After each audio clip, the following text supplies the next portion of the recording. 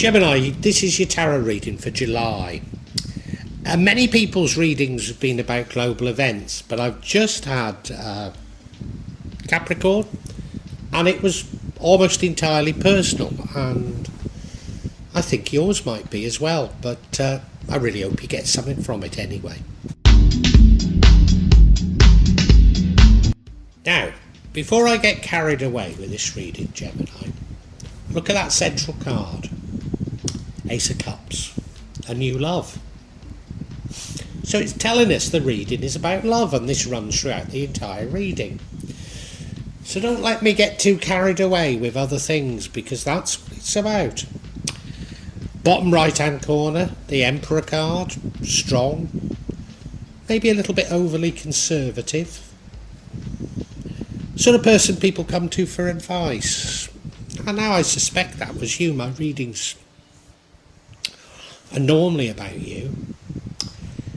Currently, we have the energy of the Strength card, so you're strong. And that's in fitting with the Emperor, really, isn't it? So why on earth in the future do we have the Nine of Swords? You're worried, you're lying awake, having nightmares, worried about something. What on earth are you worried about?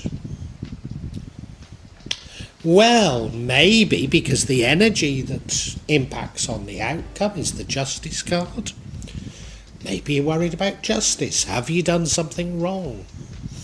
Are you worried about being found out and being brought to justice? It feels that way. What would change the outcome is the Moon card. Fear of the unknown. Gosh. Well, you know, if you're frightened of justice, I mean, I guess that is the unknown, but it sort of doesn't juxtaposition with the Justice card leading to the outcome and the fear not leading to the outcome. Because I'd say the outcome is a good outcome. The outcome is multiple blessings, but almost certainly particularly wealth. But you are by yourself, and remembering all things about love.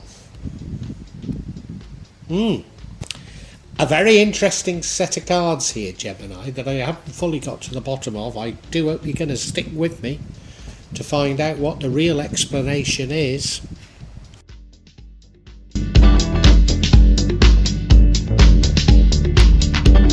Now, I must keep a hold of the fact that the overall energy of the reading is the Ace of Cups. Look at it. Bluebird's dropping a coin into that cup, and it's overflowing with love into that lake, which has got water hyacinths, or are they water lilies on it? The cup has got wings, like it's divine. It's being held by that hand, which has a cloud behind it, which suggests it's divine. I would say it's about a new and divine love. I would say that runs throughout all of this. But I don't understand some of the other cards in relation to it, I've got to say. Interesting.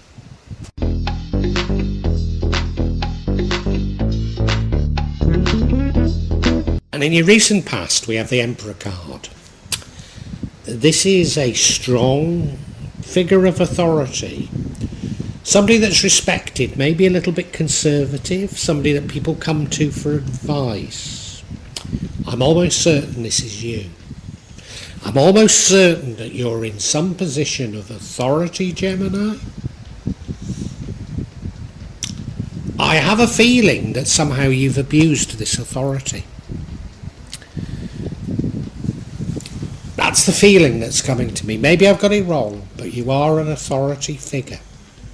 Somebody that's respected.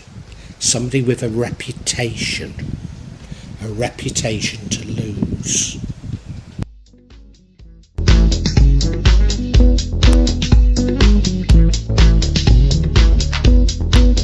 Energy is that of the Strength card. It's an inner strength, something that you possess. Why do you possess it? Well, you're an authority figure, you've got a reputation, you're well respected, you've got power. Yes, you've got strength. But Pride comes before a fall, doesn't it? Pride lion, you know. Is that just a play on words? I don't know. I've got this impression that you've abused your power because you've been too proud, too conceited. Thought you could get away with anything.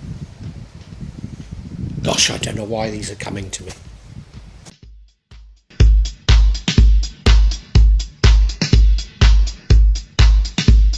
Well, you know, in the future, you're going to be worried about something. You're lying awake at night, worried. So I think I've every justification in talking about you having committed a misdemeanour.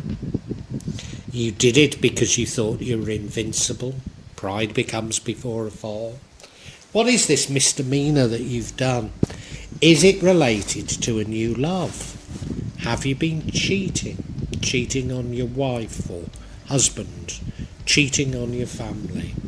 Abusing your position? Messing about with the interns?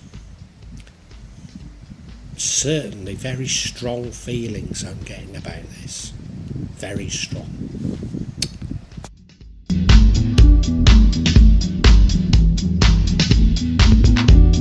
Because the energy that impacts on the outcome is the justice card.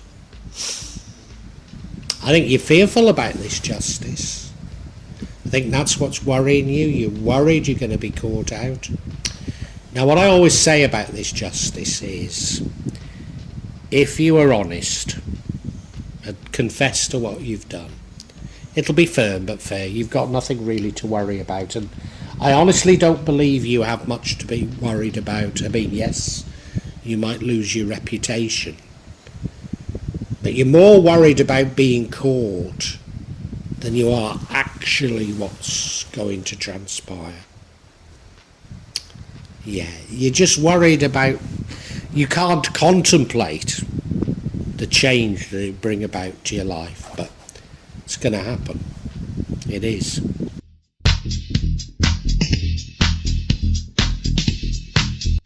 And if I'm right, you know, you're in a position of authority and you're worried about losing. Well, you're worried about the change. You haven't really got anything to worry about, but you're worried.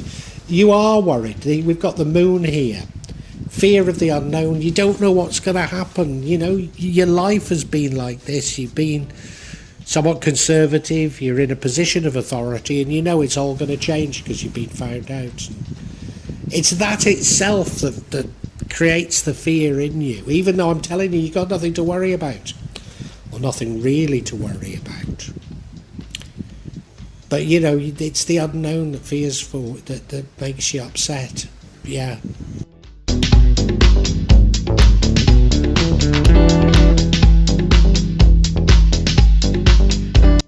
Now, what is the outcome? The outcome is blessings, you know, many blessings. You much to be thankful for, including, I believe, wealth. I don't think it's going to affect your wealth.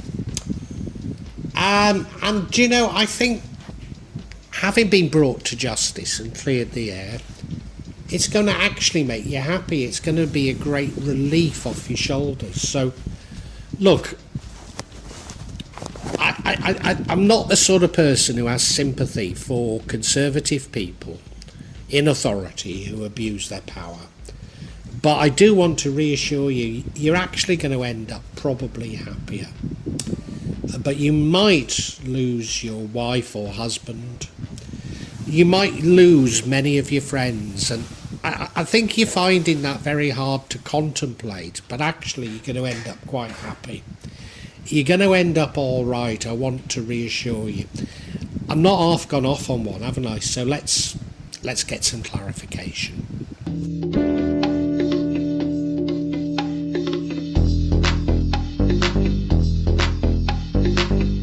And I'm going to get clarification on the Nine of Swords. Why are you laying awake at night with worry?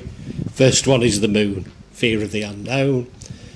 Second one is strength, your power, your authority. you're frightened of losing it, aren't you? Oh, and I've got it completely right, because the last card is the Fool card, starting afresh, starting all over again. I'm going to explain all of these in details, but yeah, I've got it right.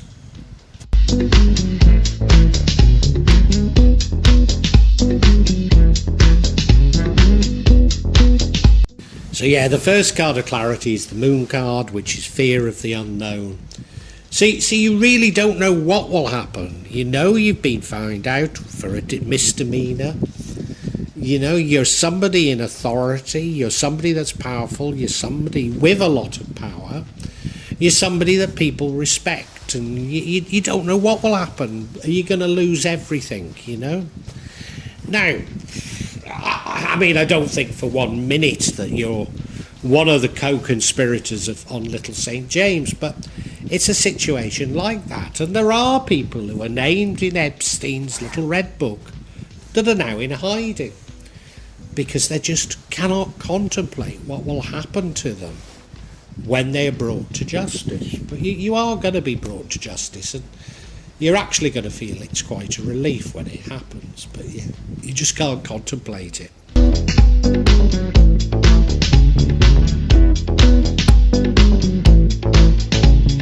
Let's just go with the Epstein case, just by way of illustration, because we now got the Strength card. And I can think of two very, very famous people that are named in Epstein's little red book.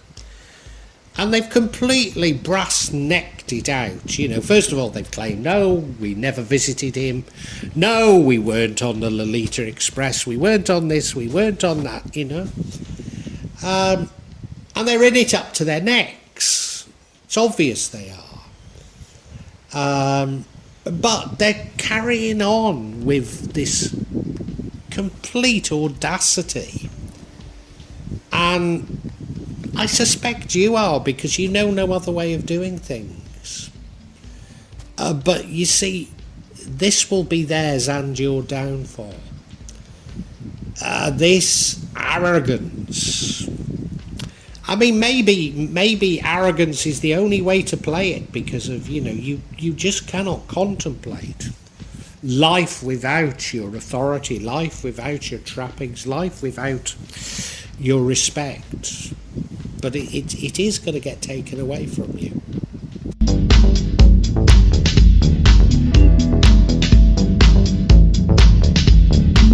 And yeah, what's going to happen when you're brought to justice is you're going to have to restart your life. But you actually, when it actually happens, you know, not while you're worried about it, but when it actually happens, you're going to find it quite a relief. You know, you're going back to where you were before, and you quite enjoy that. I mean, you know, I remember when I was in business, and you know, the idea of starting again was often quite exhilarating. You know, I mean, when I started my business, I spent nights sleeping in the car because of, you know, I was away from home, and I wanted to save on the, you know, on hotel bills, etc., you know. But, hey, I look back with those times with fond memories. I mean, I probably didn't enjoy them at the time, but, you know, they were the sort of things, and yeah, you're going to have to start your life again, but you're going to do all right. Don't worry about it, really. Anyway, I'm going to summarise for you now.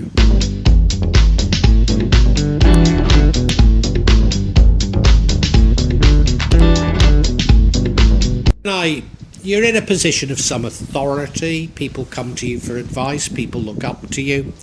I think you're quite conservative. You're a powerful person. You're a strong person. You've got much to lose, but you do gamble it, because you have an arrogance about you. You think you're untouchable, and you gamble it, and I believe you gamble it on an affair.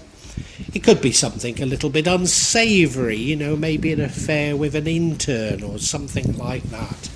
But you do gamble it, and you end up being worried sick that you've been found out and you're going to be brought to justice. And the thing that worries you so much is that you've created so much for yourself. You know, you have respect, you have authority, you have power, you have strength, you have money, and you just don't know what you're going to lose. And that keeps you awake at night with worry, with total worry. You know, you can't contemplate a different life, even though, of course, you started off, you know, I don't know if you're self-made, but, you know, you started off at the bottom and you clawed your way or bribed your way or licked your way or whatever it is you did, but you got to the top and you don't think you can do it again, but you can. You can. Yes, you can. Now, you're going to end up quite blessed. In fact, you're going to find this justice cathartic. And you're actually going to relish starting off life again. You're going to be left with quite a few blessings, including, I think, your wealth. But you might lose your wife or husband. You might lose many of your friends. You're going to be starting off by yourself. And I know it feels like, oh my God, I can't contemplate that. But you're actually going to quite enjoy it. And you're going to be quite relieved because you were somewhat trapped in your own persona, and this is a fresh start for you.